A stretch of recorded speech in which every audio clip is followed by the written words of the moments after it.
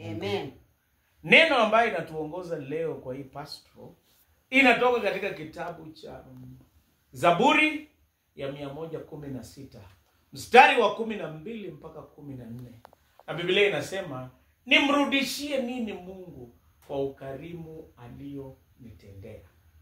Anasema, nitapokea kikombe cha wokovu, nitatangaza jina lake, na nitatoa nadhiri zangu mbele za watu wote. Mungu alibariki neno lake. Amen. Kwa hii dunia Mungu ametubariki mwaka huu. Yeye amekuwa mkarimu, ametupa neema ya kawaida.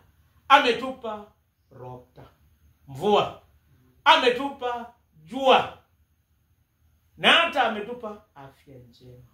Ametulinda, ametuchunga. Biblia inasema, nimrudishie nini kwa ukarimu alionipea? Jambo la kwanza, nitapokea kikombe cha wokovu. Kikombe cha wokovu ina neema. Kila siku tunaomba Mungu atusamehe. Kwa neema yake atupe amani.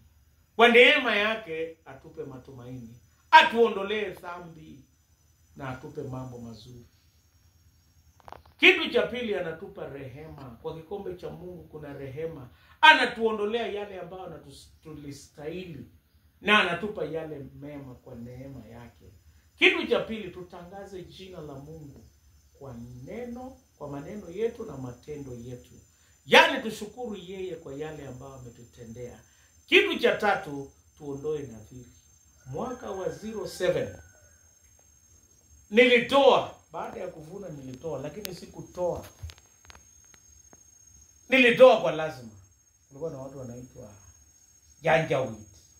Yaani ilikuwa wanasema kwa usuru, lakini yao ilikuwa ni lazima. Walikuwa wanakukatia. Lakini Mungu mwaka huu kwa ukarimu wake, si kama hao, tunatoa kwa hiari. Unajua mtu akipanda mahindi, ikikaa wiki moja bila kunyesha, unaweza enda hata mpaka kwa shamba uangalie mite ndamami ama imepotea ndeka pot. Lakini Mungu ametupa, tukapanda, na wakati tunavuna, unajua wakati mahindi na mmea unasema, Mungu nikivuna nitakushukuru. Kwa hivyo tumekuja kukumbusha Wakristo kushukuru. Na kushukuru si kwa lazima, ni yenye Mungu ameweka kwa roho yako.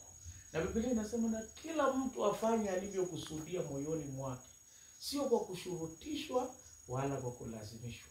Mimi nilitoa ya janjawid ya kushurutishwa, lakini siku hizi tunatoa kwa moyo kulingana na vile Mungu ametuwezesha. Mungu wa amani awabariki.